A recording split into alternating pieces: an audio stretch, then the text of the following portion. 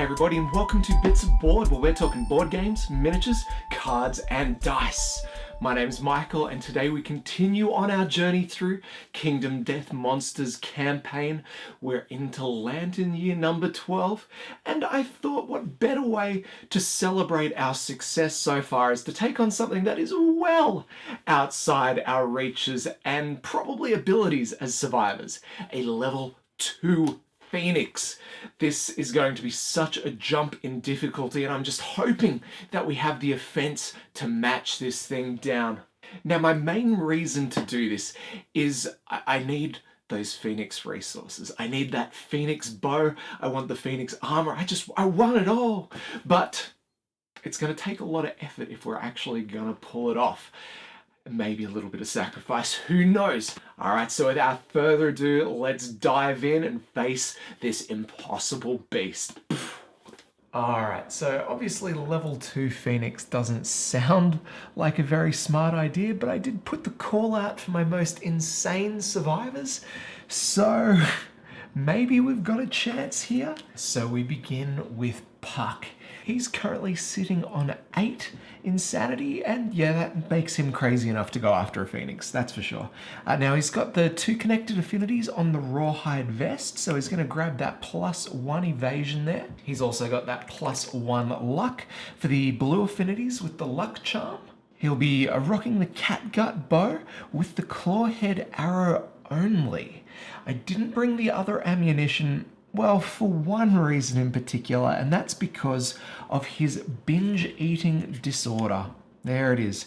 He has to depart with a consumable item in his gear grid, and that's why we brought the frenzy drink. It's not all bad news for him though. He does have the last man standing fighting art, which we're hoping we won't need, and the strategist fighting art, which is going to let him put down a giant stone face for us today with the Phoenix. And lastly, worth mentioning, he is rocking the Rawhide armor, which boosts his armor up by 1 point each, which means he's going to have 2 at every location, but also he may roll the dice whenever he spends survival, and if we get a 6 or more, he gains that survival back. So yeah, pretty cool. All right, next up we've got 6. She's sitting on 5 insanity, so she's pretty crazy enough to go after this anyway.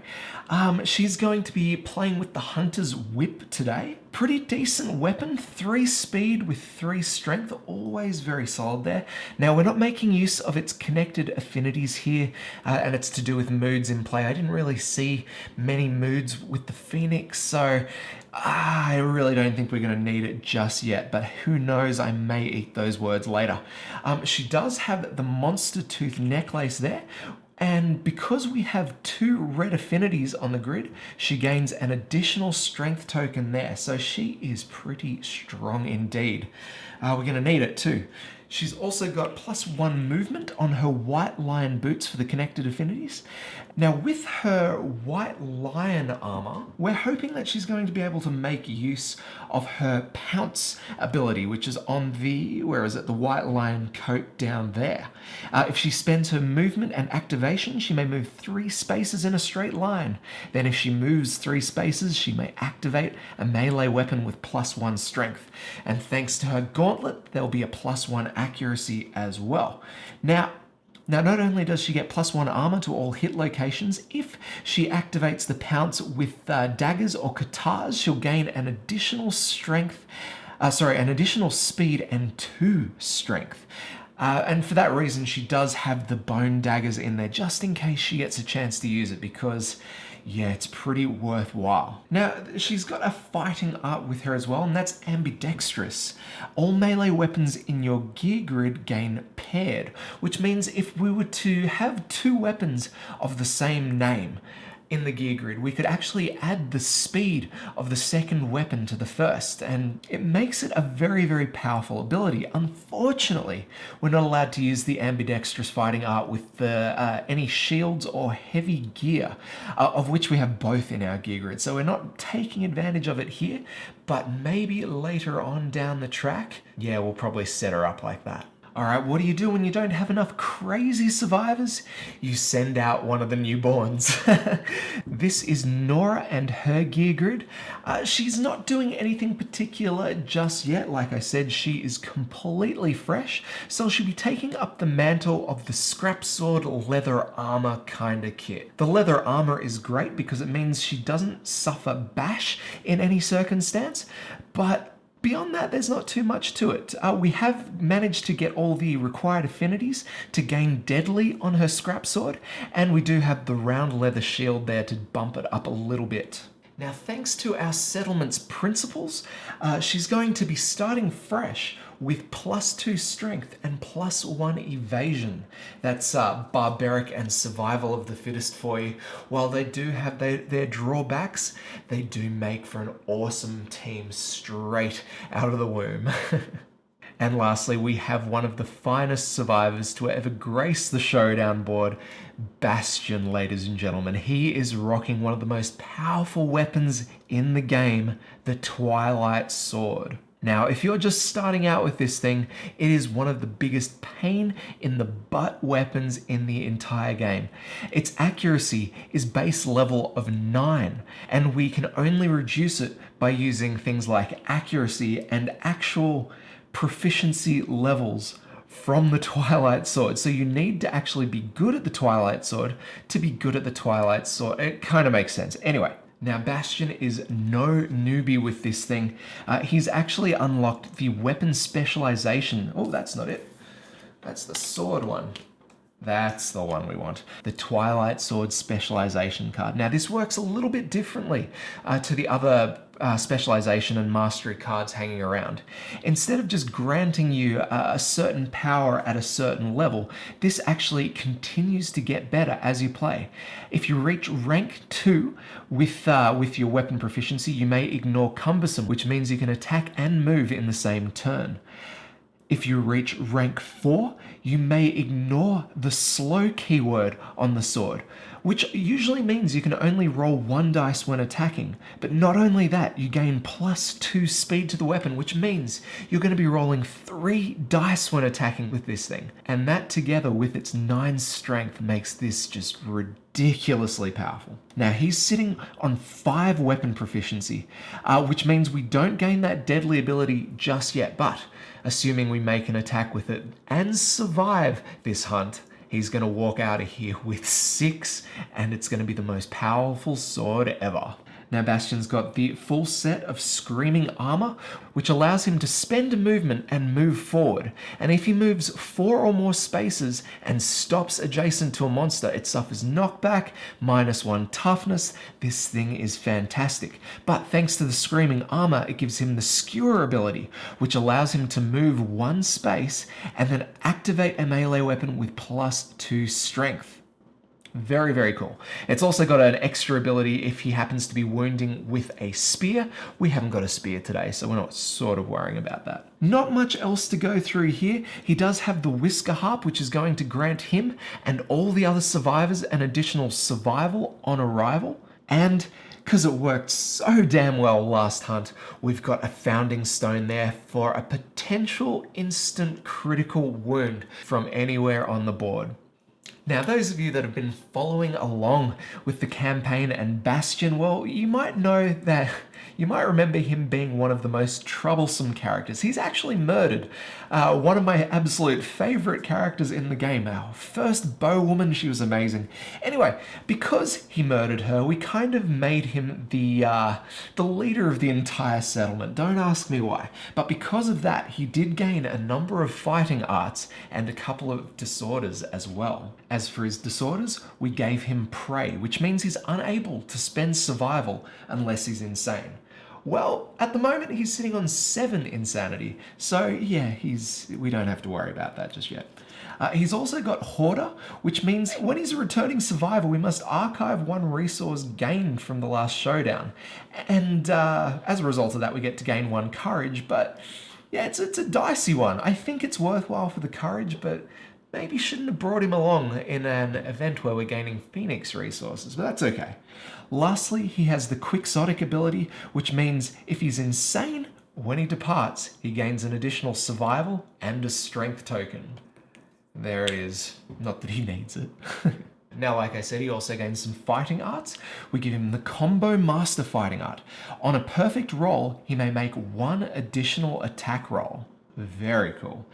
We also have Berserker. Once per showdown, you may spend your activation to suffer Bash and the Frenzy Brain Trauma.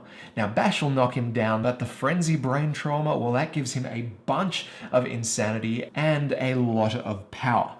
We're probably not going to need it because he's got the Twilight Sword, but it's not bad for the insanity. Lastly, and we've used this a ton of times, he has the Tumble Fighting Art. Whenever something would collide with him, we may roll a d10 and on a 6+, we can tumble out of harm's way, instead placing the survivor on the closest free space outside of the collision path. It is so cool. Alright, that is our group of insane survivors heading off to take on a Phoenix level 2. Wish them all the best, because off we go.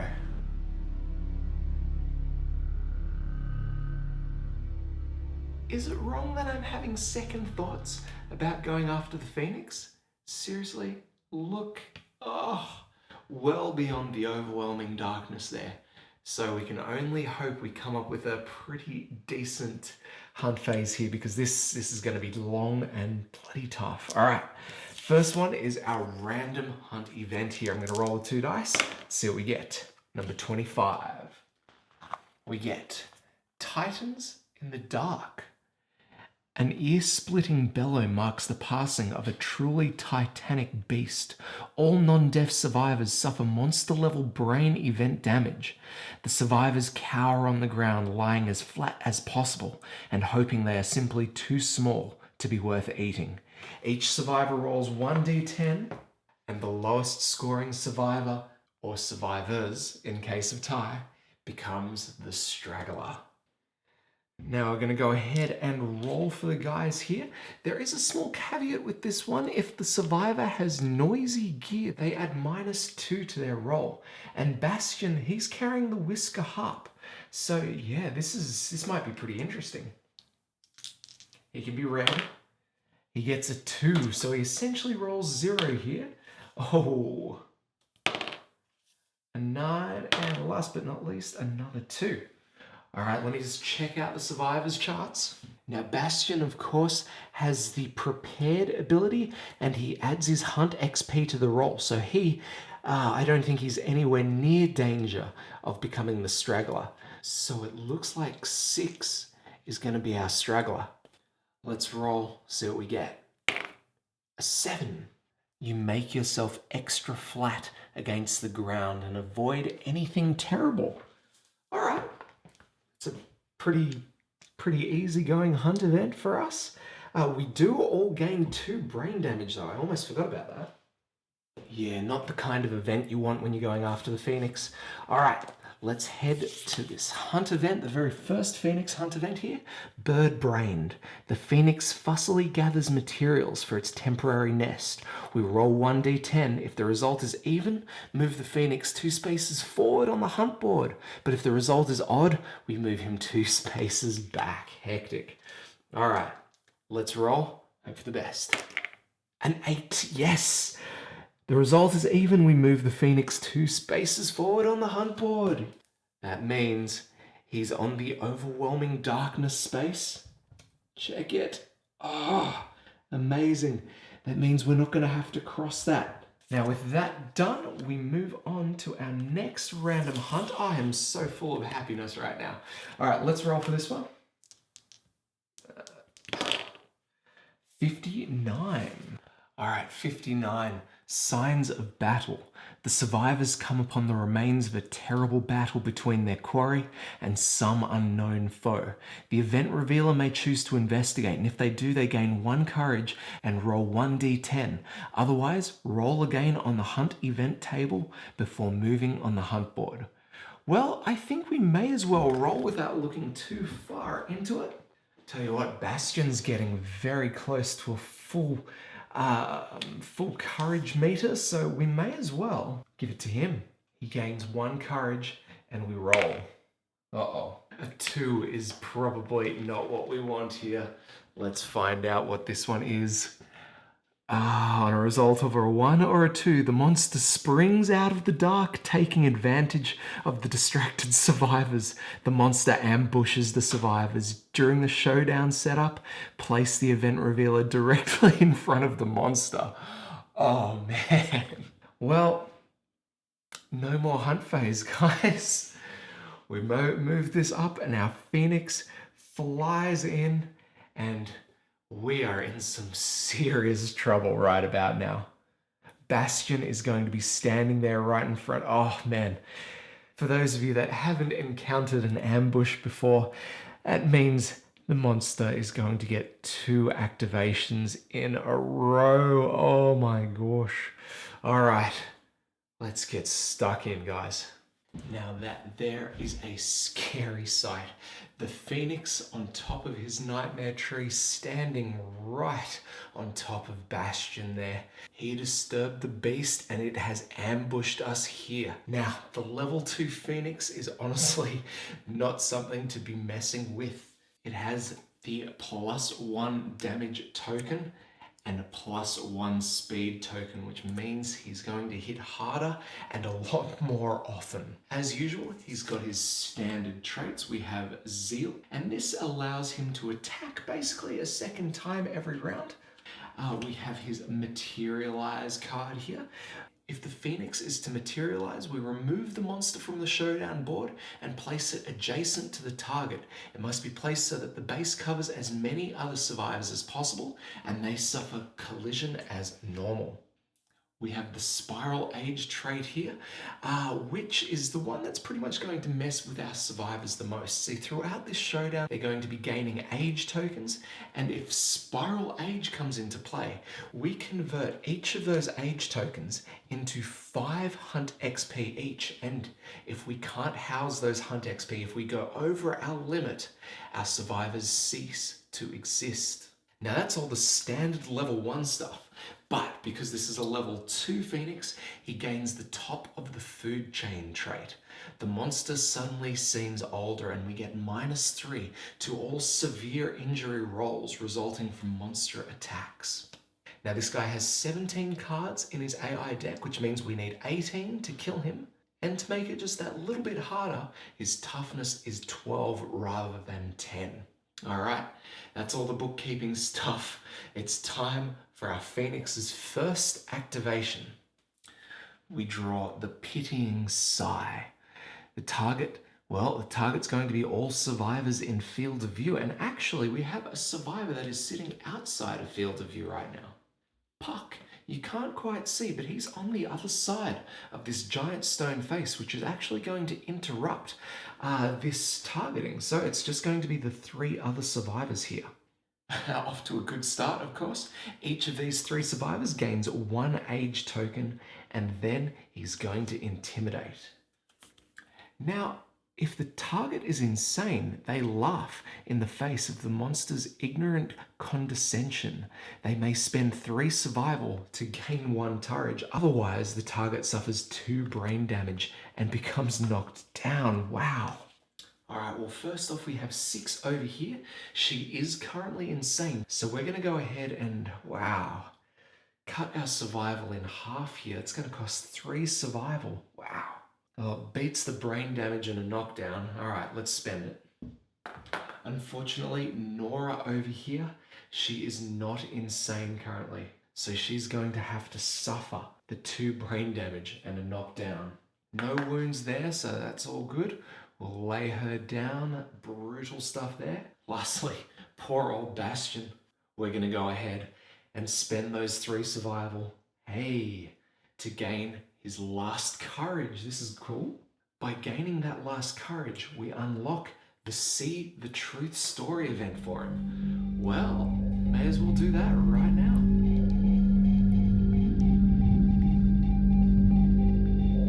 All right. You suddenly recall a meeting with a strange masked man who for a moment opened your second eyelids. What you saw filled your mouth with the taste of your own death. Suffer the blind severe head injury and taste death. All right, so we're going to roll for taste death here.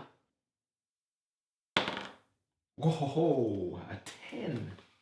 When your second eyelids opened, you saw thousands of small life forms swimming through the air. They crawled over you, stealing tastes of your sweat and blood.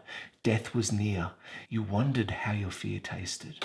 A puckering sour flavor filled your mouth, and you decided that you must never die.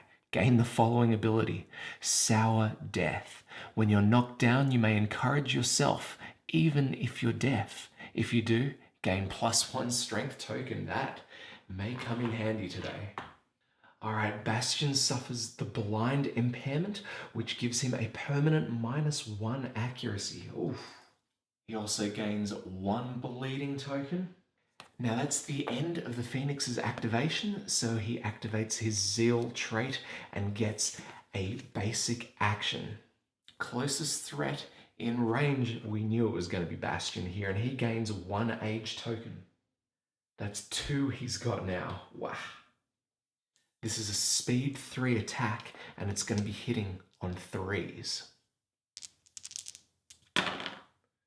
Oh, 3 big hits there. This is going to hurt. 2 to the body, 1 to the legs. Well, we'd be silly not to dodge one of those body hits. So we'll spend a survival for that, but we're going to have to take both of those sets of wounds. 3 damage to each location. All right. Finally, we resolve the Razor Wind. Survivors in the blast zone suffer knockback, 7 bash and bleed. So back he goes, 1, 2, 3, all the way to the board's edge down here. And, ooh, a second bleeding token. I don't like this. All right, that's the Phoenix's first activation. Because we have been ambushed, he now gets a second. And we get bored. So this is a mood. While bored is in play, the Phoenix gains -2 toughness tokens. And we have an alert here, which means this section down here contains something that we have to bear in mind before actually playing out the rest of the card. Right here, instead of drawing an AI card, the Phoenix is going to Spiral Cyclone, which is this ability here. Wow. Spiral Cyclone. Survivors in the Eye of the Storm gain +1 insanity and +1 survival. All other survivors suffer damage equal to the monster's level, knockback 7, and bash. Alright, I'll pop that down here. Basically, it means we need to get into the Eye of the Storm position next round. Otherwise, we are going to be in a world of pain. That's the end of the Phoenix's activation, and so we resolve that Zeal trait again, and we get a second basic action. Who's it going to be this time? Closest threat in range? Well, it's going to have to be 6. So our Phoenix flies on down and attacks. 6 begins by gaining an age token. That's 2 for her now as well. And then we've got 3 dice in this attack. Once again, hitting on 3+. 3 big hits there. That is not good. Let's find out where. All right, we got 2 to the legs, 1 to the chest. All right, again, we're going to have to dodge one of these duplicate hits here, so we're just going to take the damage to the chest and the legs. Okay, so that was a big first double round from the Phoenix there. It's time to get our survivors back on their feet and into a safe position. Let's begin. We've got Puck over here, and we need to get him behind the Phoenix in that Eye of the Storm spot. Now, he doesn't quite have the movement to get there, so we're going to need to spend a survival to do so. 1, 2, 3, 4, 5, 6. So he's going to get fair enough behind him. And we'll spend 1 of his survival to dash. Now, he's got the full rawhide armor, so we'll see if he gets it back. He does not. But we spend that dash to move into the blind spot there. Next, we're going to spend his activation to load up the bow with the clawhead arrow and attack. 1 dice. This is going to hit on a 5+. All right, a 6 in there. So it's a hit, and we gain a -1 evasion token for the Phoenix. I'm going to need that for sure. Next, we're going to roll to see if we can actually get a wound. We'll first draw a hit location, And we have the glorious hands. You strike the monster's powerful digits. Thanks to his -2 toughness from the board mood, this is going to wound on anything except for a 1. And we get a 3, which is going to be a wound. Fantastic. We'll lose the top AI card there. Now that's all that he can do for the time being. So next we're going to move to Bastian. Thanks to his newfound ability, he's going to encourage himself to stand. And in doing so, gains a +1 strength token, which he's probably not going to need. Now he's on his feet, probably a little shaken. We're going to move him up beside the Phoenix in that Eye of the Storm spot. Bastian does have age tokens that if the Phoenix uses his spiral age, Bastian is going to disintegrate into nothingness. So we're going to use the ability that sits on his dreaded decade status. We're going to roll 1d10, and if the result is equal to or less than your insanity, we can remove the age tokens. Now Bastian's currently sitting on 5 insanity, so we need a 5 or lower. 50% chance here, guys. Oh, far out. Good.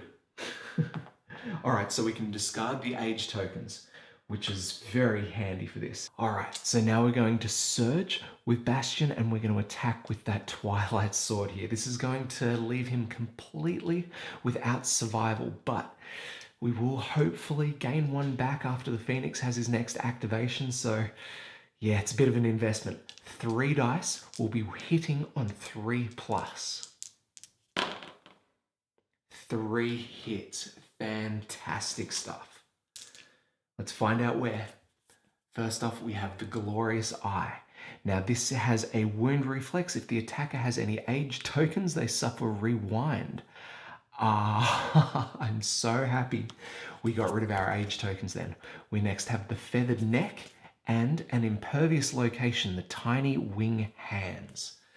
All right, well, let's roll for those hands for starters. Hope for the best. And it's a 4, so it's not going to be a critical wound. We're going to go for the Feathered Neck next. Anything except for a 1 here. Ooh, we just snake in there. 1 wound, and finally the Glorious Eye. Let's go for it. And you better believe it. Does he have any luck? He does not. Oh, we should have thrown. Damn it. All right, 3 wounds there. Thank you, Bastian. Let's head for 6 here, and she's just going to move over to get into that Eye of the Storm position, and she's going to spend a survival to have Nora stand. Next, she's going to attack with the Hunter Whip.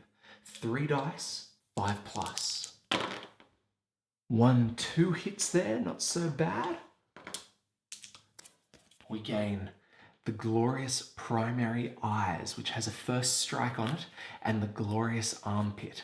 Let's have a look at the primary eyes here. First strike, you must roll to wound this hit location first. The attacker may cancel their attack. I know this one. As a reflex, the monster stares into your future and kills all your children. The attacker suffers the destroyed genitals severe waist injury. Look, we have a failure here as well. I don't know if we should risk it here. All right, we're just going to discard those, canceling the attack, but that's okay. We move into Nora's turn now, and she's actually been encouraged up. So we're just going to move her into that Eye of the Storm location, and I guess we're going to attack. Now she's got the scrap sword, so it's going to be 2 dice, and we're going to be hitting on 4s here. 2 8s, 2 hits. Let's find out where. Hey, the Glorious Wing Sphincter. The Phoenix blows everything away. Now this is one of those, this is amazing. This is one of those attacks that affects everything not in the Eye of the Storm, and would you believe we are in that Eye of the Storm. Okay, so that's our first one, and our second one is the Feathered Body, which is a +2 toughness to wound area. Let's go for that Feathered Body first. She's only got 5 strength between herself and the weapon, and we need a total of, it would normally be 12 toughness, but 10 thanks to that board move. So we're going to be wounding on 5s, 7s for this particular one. Wow. 5, no good. All right, so that one is a failure, but we do have the glorious winged sphincter next. Come on, we need a 5+ here. A 9. Wow. Fantastic. And you're not going to believe it, because we have unlocked the deadly ability on the scrap sword. This is not a wound like we wanted, but a critical wound. Hopefully the effect is as good, but I don't think so. The putrid sphincter explodes. Gain +1 insanity. If you are insane, the taste is delicious. Ew. Gain +3 survival too. Not bad. So she's up to 1 insanity now. Not quite insane enough to taste the grossness, but we got a wound, so that's all that matters here. All right, we move out of the survivor's activation and into the Phoenix, and we have a look at this board mood card. Instead of drawing the AI, we do a spiral cyclone, which is fantastic for us. Survivors in the Eye of the Storm gain +1 insanity and +1 survival. All other survivors suffer damage equal to the monster level, knockback 7 and bash. Guess what? We are all in the Eye of the Storm here. +1 survival and insanity for all. All right, a great result for us, but now we have to withstand the Phoenix's basic action. Let's give this one to Nora, because she is our new survivor and could do with a little bit of extra age. So we are going to turn this guy around here. She gains the age token, and now she suffers an attack. 3 speed, 3+. What do we get? All right, we've got 1 miss up the back and 2 hits here. Let's see if I can get that one out. There we go. So 2 hits, let's find out where. 1 to the head, 1 to the arms.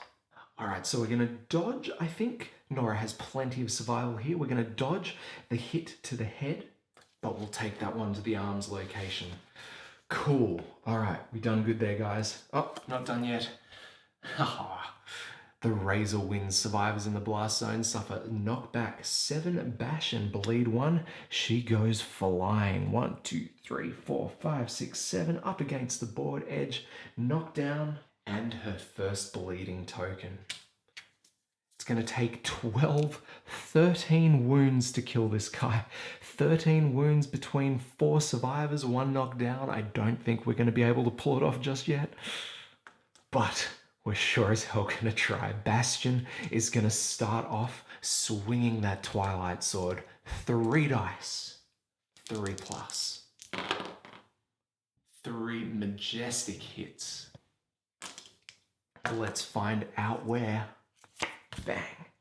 The glorious soft body, the feathered breast, and the glorious crest. Let's find out what's going on here.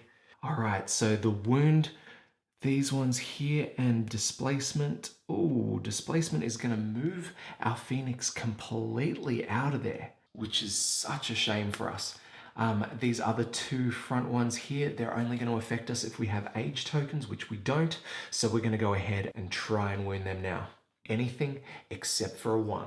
A 5, we will take it. That's 1 wound. If the attacker has any age tokens, they suffer rewind. No age tokens, so just a wound. The feathered breast. A 5 again, and another wound. Again, rewind if age tokens. We don't, we just take the wound.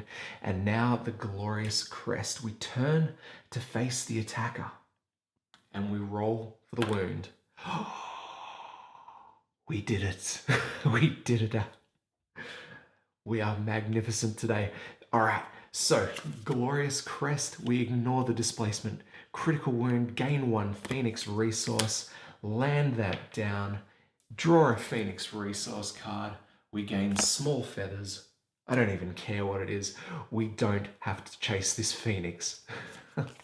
Another wound out. All right, what do we do? Do we surge and attack again, or do we save that for a potential dodge? Yeah, let's save it for the time being. We move on to 6, and she's going to be able to move into the blind spot there. So we're going to get her in there and then attack with that. Oh, it's going to be the Hunter Whip. 3 dice, 4+ because of the blind spot. Ooh, just 1 hit. No good. Let's find out where. The Glorious Handed Feet. Now this has a reflex on it, so we'll see how we go. We have 8 strength between the survivor, the tokens, and the weapon, so we need a 4+ here. Let's get rid of that 1, and let's roll. Oh. Are we good at the Phoenix, or are we good at the Phoenix? Gain 1 random Phoenix resource. And we get tail feathers here. Again, I don't care. You smash apart the monster's foot. In triumph, you may spend 1 survival to howl and encourage all knocked down survivors. I'll take the Phoenix resource. I won't spend the survival here. We discard another card for the wound, and I guess let's surge and go at it again. She drops down to 1 survival, and we roll for the attack. 3 dice, 4+. 1, 2, 3 hits. Fantastic. Oh, still got that dice over there. All right, 3 hits. Feathered back. The hard beak. And it's time stop. Damn it. All right, everyone's frozen in time. All survivors are doomed. The attacker is caught helpless. The Phoenix attacks. Swing this guy around. Blah. 3 dice, 2+ for the Phoenix. 3 hits. Oh no. Let's find out where. Head, waist, and chest. All right. The good news is we can take the damage at the head and the waist, but we are beyond our heavy injury for the body. And now we must roll a severe injury. This is not good because we also have the top of the food chain card, which minuses 3 from my result. All right, let's roll. A 5. We drop that down to a 2 and oh no. Our 5 drops down to a 2. Instant death. The blow sends a bone fragment directly into your heart, killing you instantly. 6. I'm so sorry, but you are dead now. Well, alright, at least we're 1 step closer to making use of that last man standing fighting art. Am I right? Okay, damn it. So we now add all of those hit locations back together, shuffle up, and hope we don't draw it again. Oh, sorry. Hang on. She's still dead. Let's just get that out of the way. I just realized that I didn't finish resolving the board mood from before. So I'm just going to sneak that in really quickly. After the whole Eye of the Storm, we all gain survival and we all gain insanity. That was great. We discard this and we have to perform a disdain. Whoops. All right, so the Phoenix rocks up to the nightmare tree here. It emits a hissing moan. All non-deaf survivors suffer brain damage equal to the monster's level, and then we perform Spiral Age. Alright, so Puck gains 4 Hunt XP, pushing him past the 3rd age milestone, so we'll do that in just a sec. And Nora gains 8, gliding past the first 2 age milestones, so we'll do them as well. Bastian's lucky to still not have any.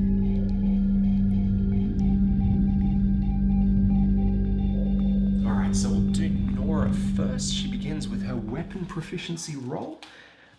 2 dice. And we get an 8, which is 1 random fighting art. Let's draw. And she gains double dash. During your act, once per round, you may spend your activation to gain a movement activation. Cool. Next, we roll for her improved reflexes. We get an 11, which is a +1 permanent strength. And for Puck, we're going to be rolling for enhanced senses, 2 dice.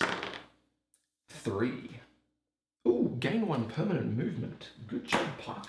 So that would have changed a couple of position things with the Phoenix there, but all in all, I don't think it would have mattered too much because Bastian was swinging with a very, very tough weapon and, well, we did just lose a survivor, so let's just continue on. On to Puck's turn. He's in a pretty dicey location at the moment, but who knows? He might soak up a couple of wounds that are headed Bastian's way next turn. So let's move him around 1, 2, 3, 4, 5, all the way into the blind spot of the Phoenix back there, and yeah, we're going to attack. Now for us to attack, we're going to need to spend a point of survival to dash. This way he'll have both his activation and movement points available, so he can let loose with the catgut bow. But first let's roll to see if he keeps his survival. He does not. 2 dice, 5+. 2 hits. Well played, sir. Let's find out where. We have, hey, the glorious wing sphincter again. And the glorious soft belly. We're going to attempt to roll the glorious soft belly first because that involves age tokens, which we don't have. Really simple roll for us. We're going to need to roll 5s or more to wound here. Oh, can you see that? Look. Man, probably shouldn't have wasted it on the glorious soft belly, but that is a 10 and that is fan-freaking-tastic. We are acing Phoenixes despite the fact that we just lost a pretty decent fighter. Okay, critical wound, persistent injury, open wound. I love this one. When the monster draws an AI card, roll 1d10. On a result of 1, it suffers a wound. Top stuff. All right, let's roll for this next one here. Glorious wing sphincter, and it's a 7, so you can see there. So we do get the wound, but no criticals to be seen. The Phoenix blows everything away. Survivors in the Eye of the Storm gain +1 insanity. All other survivors suffer knockback 7 and bash. That means poor Nora over here, she's going to get blown away even further from the action. Dang. Well, that being the end of Puck's activation, I could spend a point of survival to have Nora stand. Yeah, why not? Puck spends his survival, and he gets it back. And in doing so, Nora is back on her feet. Now, I'm pretty sure she's too far away right now to do anything of use, so we're just going to have her dash in, I guess. She's going to go 1, 2, 3, 4, 5, and then 1, 2, 3, 4, 5. And then hopefully next round she's going to be able to do something against that monster. That brings Nora down to 4 survival. And unfortunately, that means we're back to the Phoenix activation. We begin by drawing his AI card. The difference between us. Survivor with the least age tokens. All right, well currently nobody has age tokens, so we go to the no target, disdain. That's annoying. The Phoenix remains on his tree over there, and it once again emits that hissing moan. All non-deaf survivors suffer 2 brain damage or damage equal to the monster's level, and we perform Spiral Age. Puck suffers his light wound to the brain. Nora, she's gonna get knocked down, and she's going to have to roll on the brain trauma stuff. No. Bastian's doing okay on 5. Now, because of one of our settlement innovations, whose name escapes me, we get to add +2 to our brain trauma rolls. And thankfully, the top of the food chain trait does not affect these. Here is the name of the card, just because I'll do this later. If I don't, I look like an idiot right now. Let's roll, see what she gets. 7. So it's going to be a 9. We have a new perspective. You are knocked down and gain 1d10 insanity. That's good. 5 insanity. That's exactly how I like them. Excellent. All right, now that we're through with his AI card, we now move to his basic action thanks to that zeal trait. Closest threat in range. Unfortunately, it's going to have to be Bastian.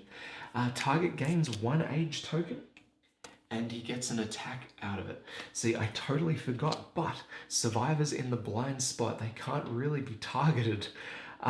So, yeah, should have thought that one through a little harder. Anyway, speed 3, accuracy 3 plus. 3 hits. I don't like the way this is panning out, guys. Is it too late to change? Let's find out where. Oh, 2 to the waist, 1 to the legs. All right, we're going to dodge one of those waist hits. Bastian's down to 0 survival again. We take the waist damage, and then we fill in our heavy wound location, and Bastian is knocked down.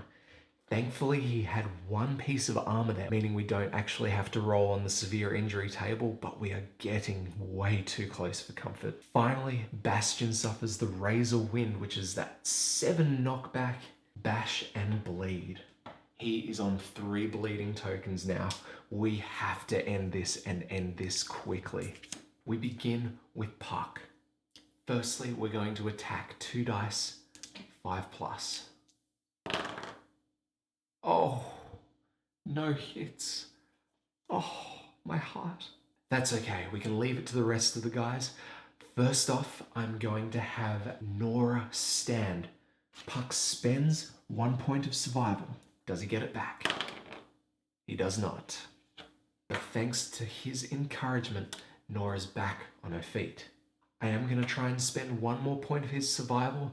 This time, it's to dash, so he can actually become a target for the Phoenix's attacks. Does he get the survival back? He does. And he's going to run out this way. 1, 2, 3, 4, 5. That way he's still in with a shot here. Wait, that doesn't do anything. 1, 2, 3, 4, 5. That does something. All right. Next, we move to Nora.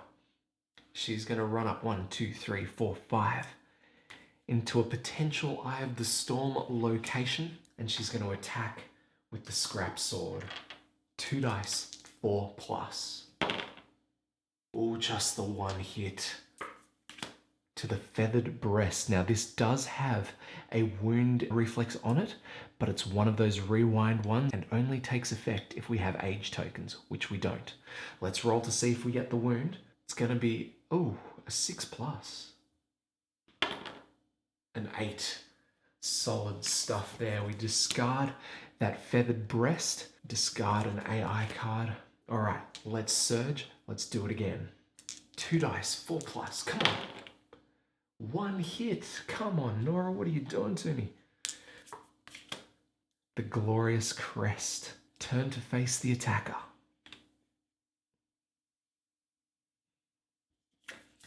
Now, if we wound, the Phoenix will perform displacement, which means he gets the heck out of there. Not ideal for us, but we're going to roll to wound anyway. Knowing our luck, we have a 9 or a 10 up the sleeve. Come on. A 7. Oh, we do get the wound, but not the critical. All right, the Phoenix has 6 cards left. 3 in his deck, 3 in the discard. All right, we perform displacement. Place the Phoenix anywhere along the board edge furthest from the attacker. If the attacker has any age tokens, they may attempt to follow the Phoenix by rolling 1d10. Well, we don't have any age tokens, so if you can forget about that, the Phoenix is going to head off to the far side. Over there. Over where? Over there. Now, Nora's going to spend 1 more point of survival. She's going to encourage Bastian back on his feet. I might have to move down there too. Now, Bastian's got no chance of getting over to the Phoenix, but he is carrying the founding stone, so we may as well spend our activation to hurl this bad boy at the Phoenix. We draw his hit location, And thankfully it does have a critical wound on there. The monster's eye bursts with milky ichor. An adjacent survivor gains +1 insanity and 1 survival. If they are insane, they may spend 3 survival to find deep inspiration in the taste and gain 1 random fighting art. Alright, unfortunately no adjacent survivors, but we do snake another wound. We head into the Phoenix's activation, drawing his AI card. Bang. Mood. Fantastic. Lantern lights trail in the darkness. Everything slows and thoughts are clear. Each age token gains the following effects while haze is in play. -1 movement and -1 speed. Good to know. Movements from dash and activations from surge are not affected by haze. Alright, thankfully no one's got age tokens at the moment, but that's probably about to change. Hey!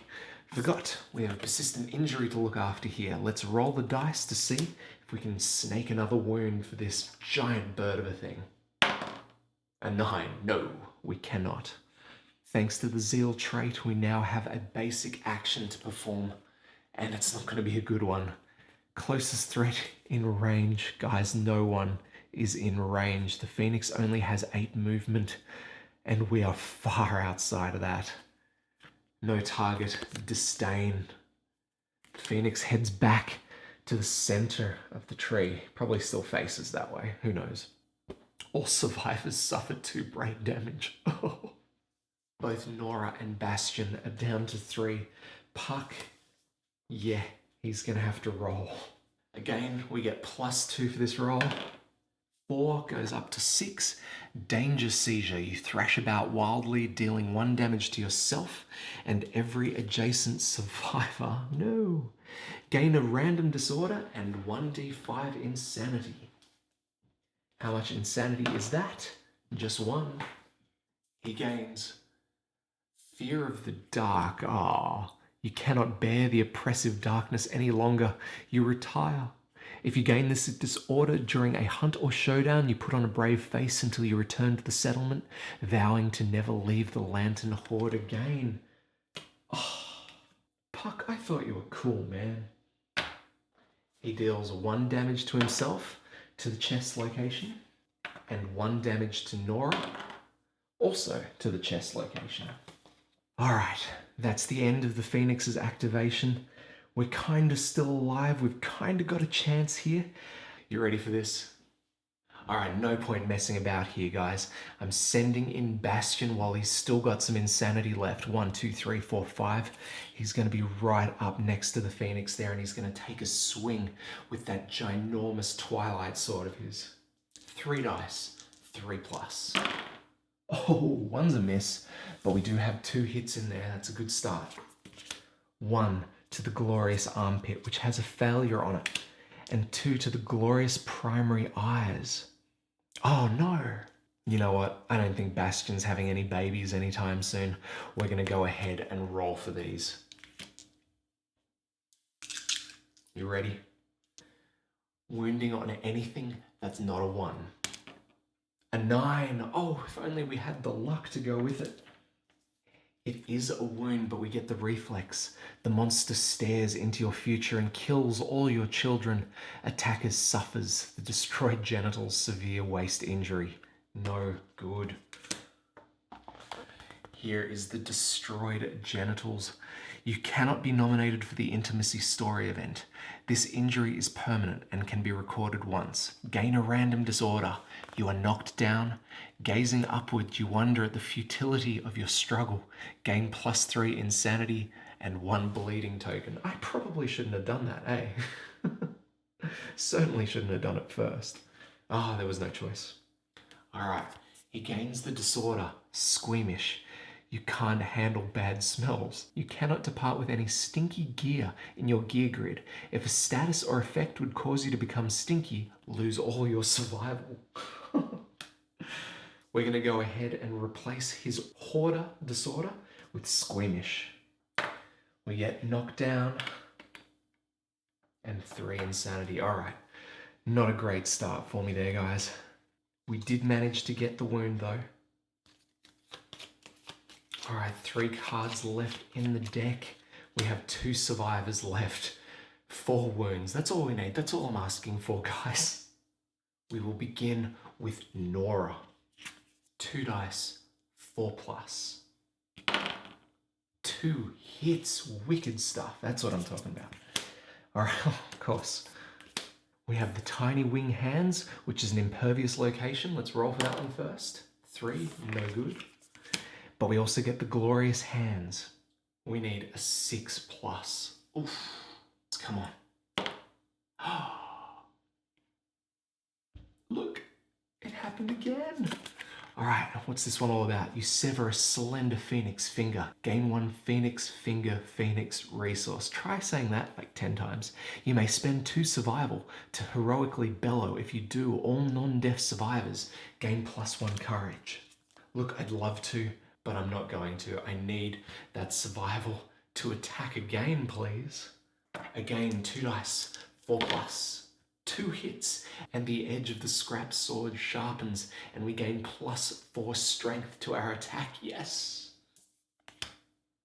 The feathered neck and the feathered body. This could be tough.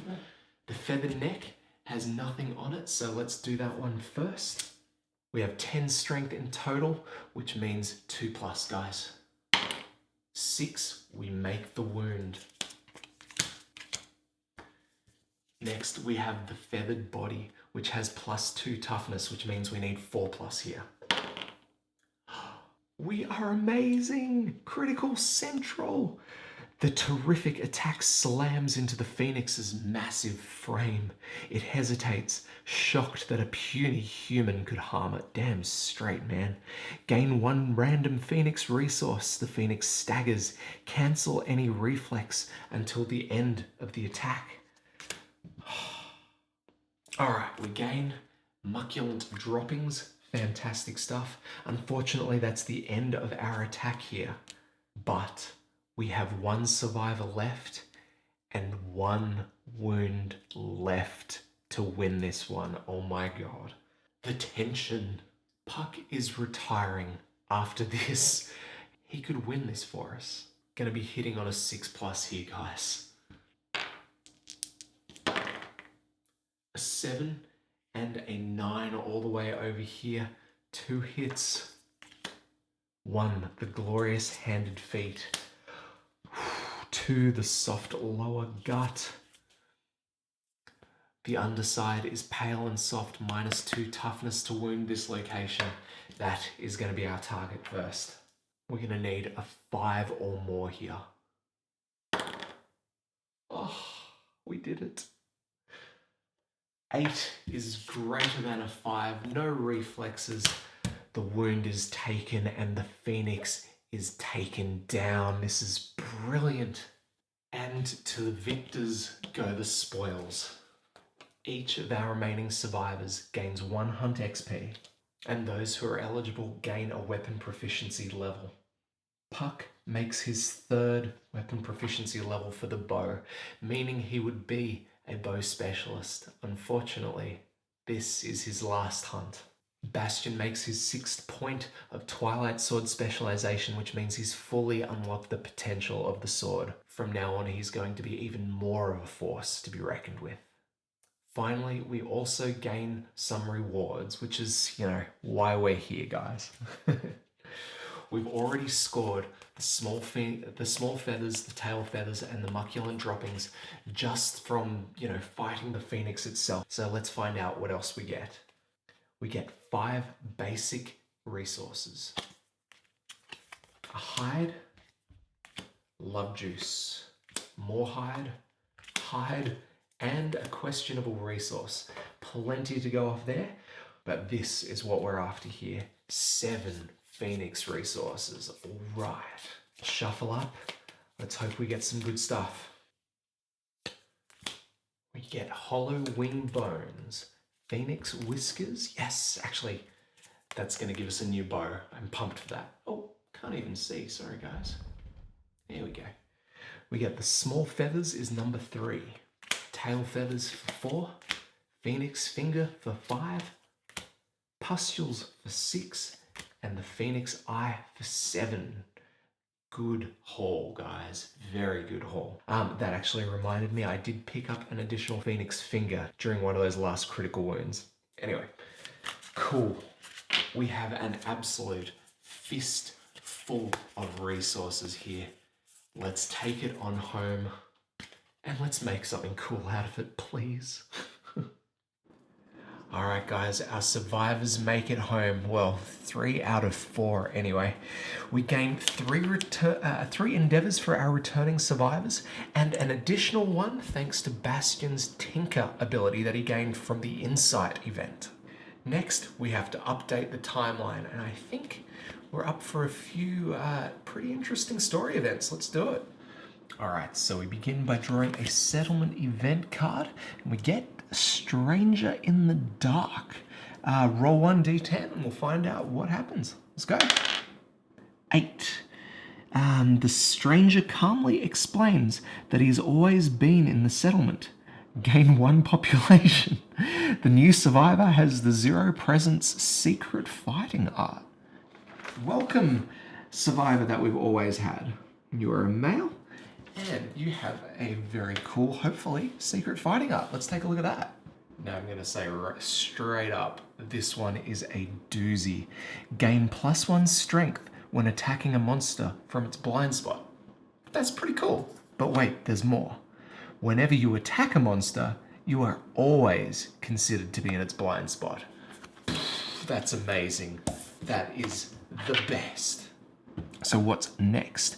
We have story events and we've got some doozies in there. We begin with a fan favorite, the Hooded Knight.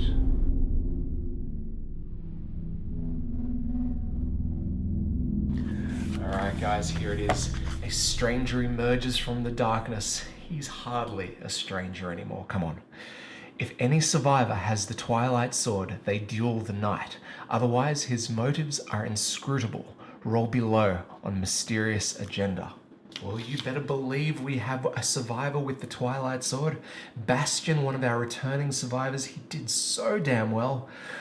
He's going to test his mettle against the Hooded Knight here. The Hooded Knight confronts the bearer of the Twilight Sword. They roll on the table. Add 1 to the result for each Twilight Sword weapon proficiency level. Let's roll. A 4. Add that to the 6 levels of weapon proficiency, we gain a 10. Gain 1 level of weapon proficiency, and the knight has unfinished business.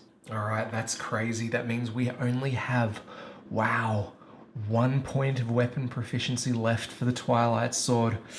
Not looking forward to that. Okay, so the knight leaves with unfinished business. All right, so we add the event to Lantern Year 17. Seemed so far away when we started this.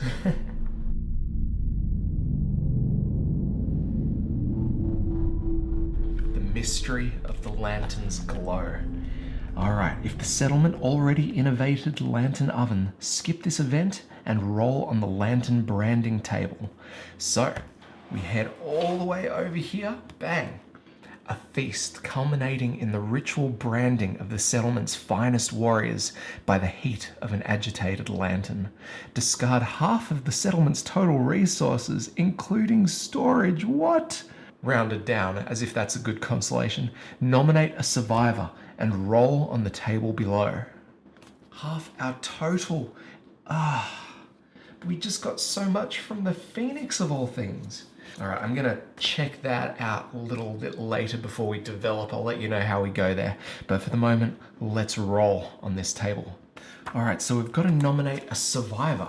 Who are we gonna nominate? We want this guy to be around for a long time, so it can't be really any of our starting survivors, anyone that we've put too much time into. All right, you know what might be interesting?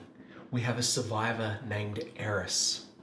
And she has the possessed ability, which means she can never use weapon proficiencies, specializations, anything like that.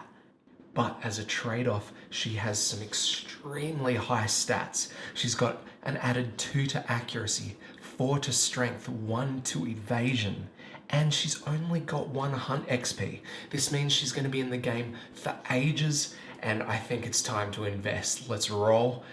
Yeah, let's brand her. There we go. We have branded feet. Gain +1 permanent speed. Amazing. All right, that out of the way, we move to our final story event, leading us into Lantern Year 13.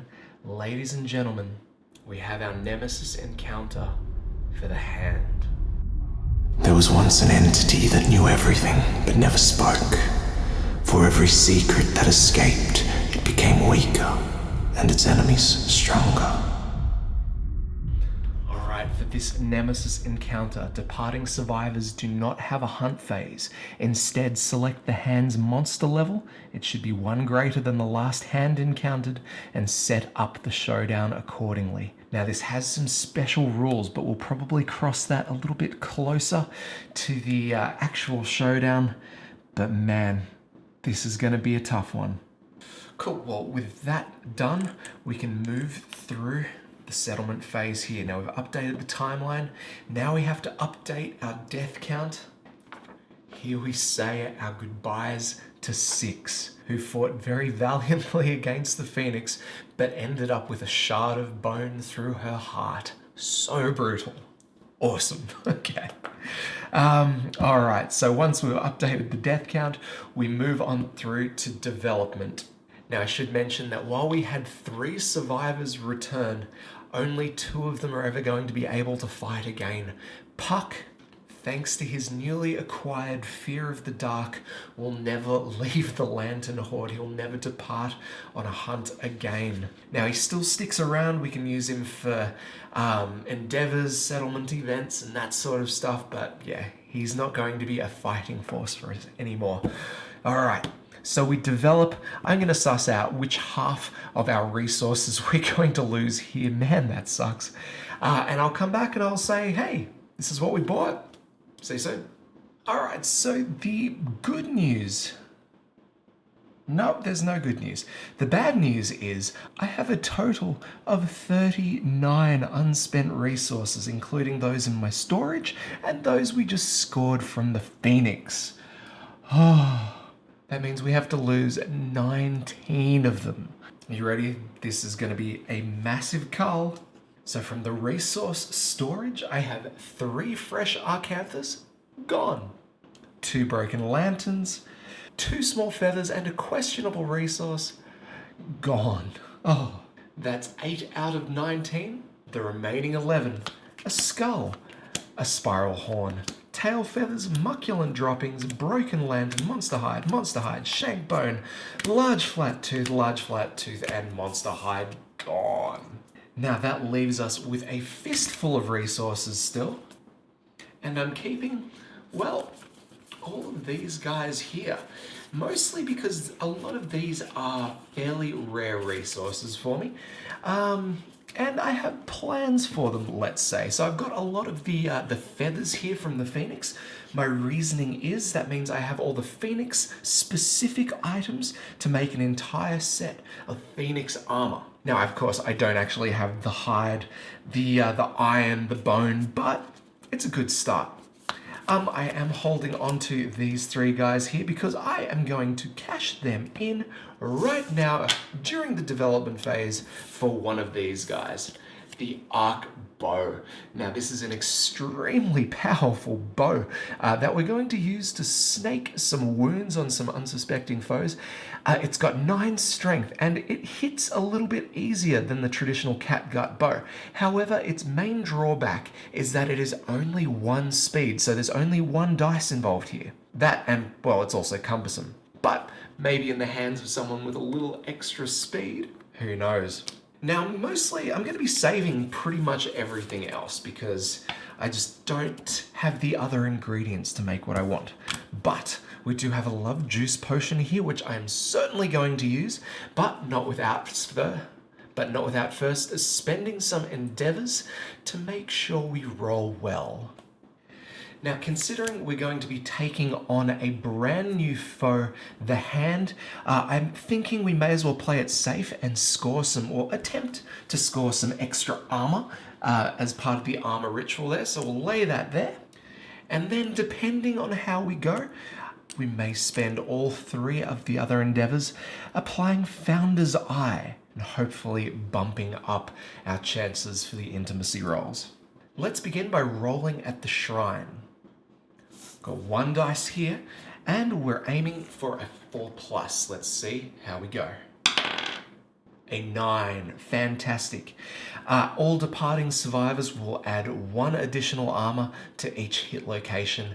Exactly what we wanted. Well done, me. Firstly, we're going to have to pick a survivor to send on over, and because he's not doing, much else these days, we're going to send Puck in.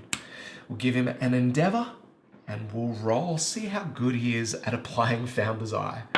I imagine it's eyeshadow. Oh, no good. An accidental mess, and nothing happens. Oh, you can't quite see that, but it is a 2. There it is. All right, let's spend a second endeavor there, hoping for the best. A 3. Oh, that's not good. You know what? Unless we can get 2, I don't know if it's a good idea. Oh, let's risk it. A 3rd one. Come on. All right, there we go. So we are at least going to be able to add 1 to rolls on the intimacy story event. All right, let's wing it, guys.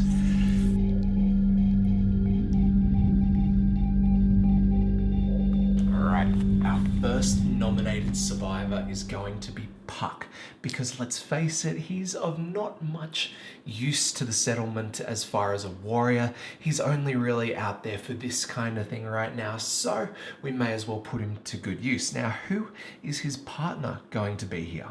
So I'm thinking Rain, mainly because she hasn't had much chance to grow out in the showdowns and stuff, so she's not as well developed as some of the other survivors may be. In short, if we lose her, it's not going to be a massive hit to our survival here.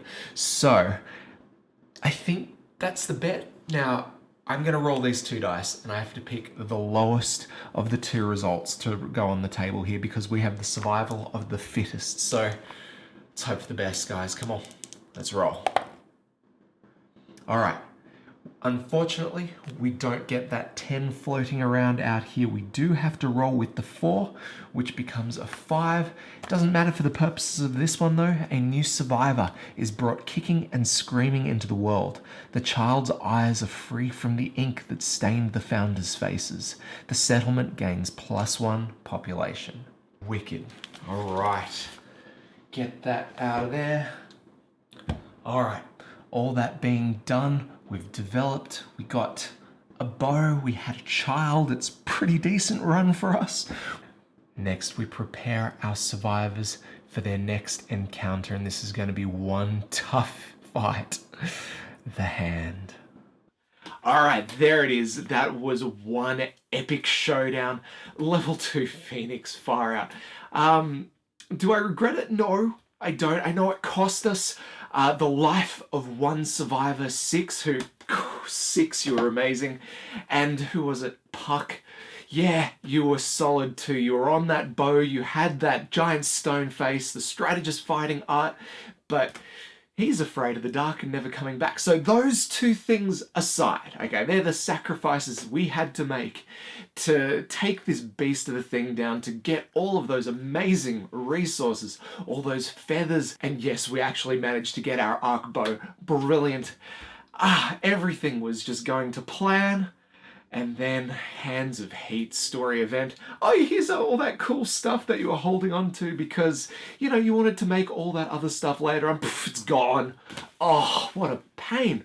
We're going to have to tackle a screaming antelope to get anything back out of that. But, man, still very, very, very tense game.